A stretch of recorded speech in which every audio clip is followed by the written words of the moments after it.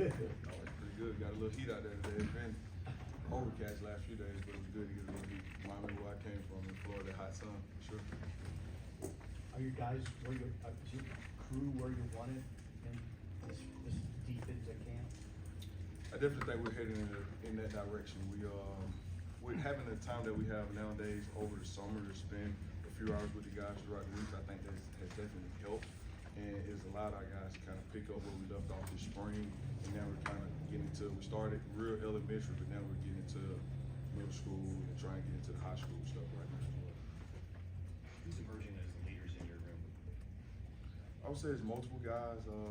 Deshaun is being more vocal than what he has been in the past, which is good to see. Marquise, he's always been a vocal guy, so he's doing a good job as well.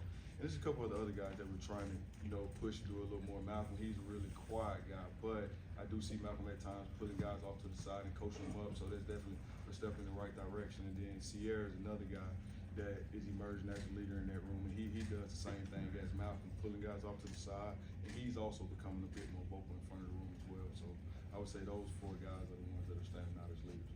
How does Deshaun fit into your scheme? How do you want to use him this year? Deshaun is a Swiss Army knife. The one thing about him, he's very unique with his size, his height, his length, his weight, his ability to come down and make tackles, his ability to cover in space, his ability to tackle in space. And so he's going to be a guy that is all around the field doing a lot of things. And Coach Butler's going to do a good job of putting our guys that we have tagged as our playmakers in position to do what they do best and affect the game. Hey, you guys moved Donovan Jones to safety maybe a little bit. Like, how is he adjusting to not just maybe being a pure corner? What do you like about his skill set? Danny, similar to Deshaun, he's a big, strong, fast, physical guy. And Danny, he's one that safety is really his natural position. That's what he really enjoys playing. Corner is a position that he's really learned to play over the last year. And he's going to be a guy that we can really use at both. He's one of our better players on defense, we feel like. And as long as he continues to progress the way that he is, he'll definitely continue to play both spots. And he's doing a good job mentally with that right now. It's a good problem to have, but is it going to be challenging to figure out how to get everybody who can play and is capable of playing onto the field for your secondary? Yeah, that's for sure. And like you said, that is a good problem to have, but just part of that daily process and guys coming in, who's being the most consistent, who's being the most productive. And as a staff, we'll get together and we'll figure out, okay, these are our best 5 guys, and those will be the first 5 guys that go out there. But at the same time, Coach Rule is big on development and playing a lot of guys, so you'll definitely see a lot of guys playing in the secondary that have earned their right to play. You know who the best 5 are right now, like in your mind? I really do not, man. Those guys are battling. And one thing that we're doing, we're mixing the groups up quite a bit, and not just mixing up the 1s, 2s, and 3s, but mixing the groups as different guys playing with each other. And so just seeing which guys fit the best, what chemistry the best, who communicates the best with each other. So we're definitely still in the process of figuring that out.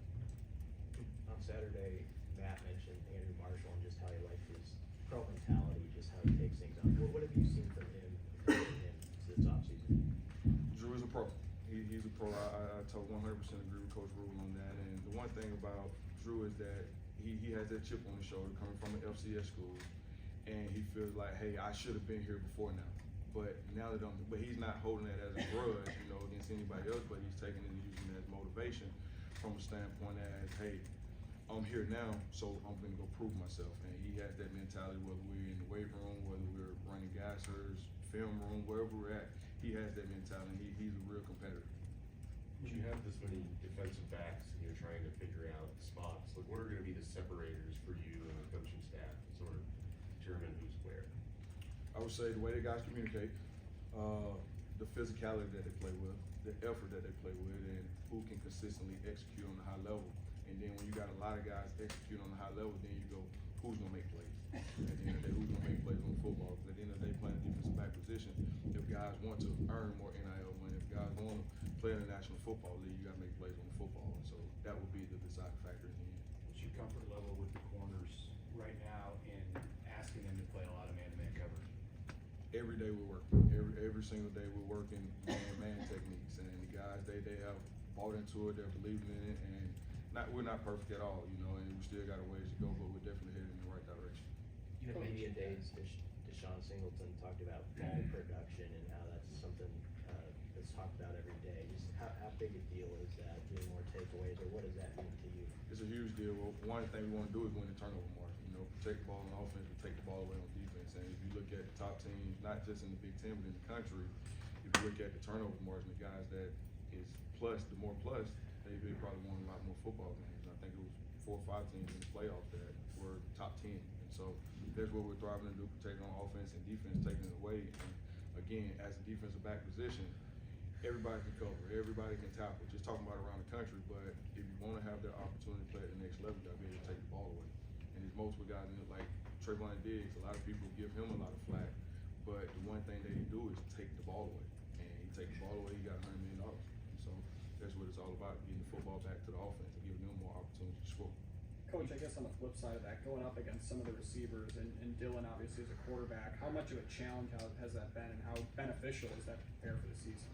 It's been a challenge. It's been a challenge. I wish you guys could have been out there today. Those guys make some unbelievable catches and Dylan makes some unbelievable throws. But the biggest thing is iron sharpens iron, and that's one of the big recruiting tools that we use. You know, we're trying to get guys here. You're gonna play against high-level guys on the other side of the ball every single day. You're gonna play against a high-level quarterback every single day. So why not come here and be a part of this? And so we're definitely, it's a battle every single day of practice between the offensive guys, skill guys, and defensive skill guys.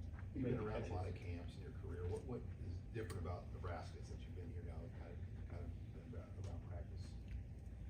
This is no knock on anybody. I've been in some really great places and worked for some really good football coaches, but the culture here is unbelievable. And just the locker room, I would say it's probably one other time I've been around something. That was 2020 when I was at Coastal Carolina. That was a really special year.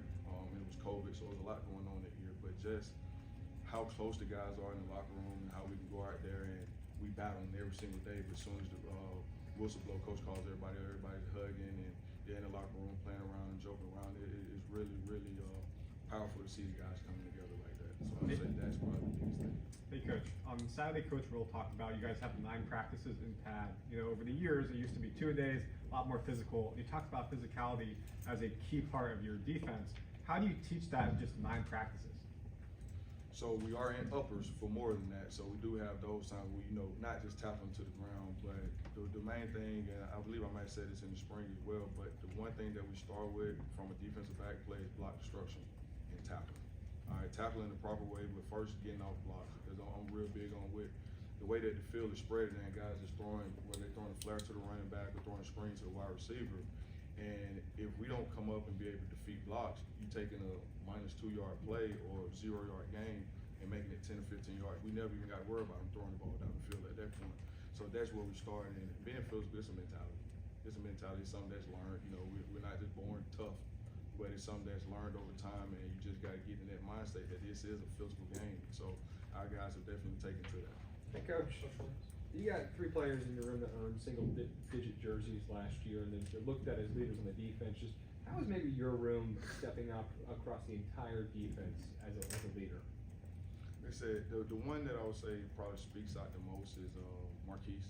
He's one that speaks out the most, and he has command. He really do. The guys respect him, man. I think that's because of the way that he works and just what he's been through his time here. And when he's on the field, he's a productive player. Deshaun is one that we're still just grooming in that role, and he's definitely coming out of his shell, and I think he'll be one that'll be able to lead us this year as well. The other transfers that you brought in, you mentioned Marshall, but Justin Rhett and Jameer Khan, are they in a spot to be challenging for time in the rotation right now? Yes, they both for one are doing a really, really good job. They worked their tails off this summer. Obviously, Jameer missed the spring, but he was always locked in on what was going on from a mental standpoint. And he this summer worked his tail off, and he's gotten himself back healthy a little faster than what the normal timeline would be. And he's doing a good job, and Justin Rhett's doing a good job as well. Coach, when you talk about the battles with the wide receiver group, the one-on-ones, how physical you guys want to be, sometimes that can bleed over into extracurriculars after the whistle happens Saturday. How do you balance them being tough, physical, and confident with not doing something dumb? Anytime we step on the field, it's physicality between the whistles, but and once that whistle's blown, we gotta have poise and confidence to be able to reset and go to the next play. And so we're constantly preaching that.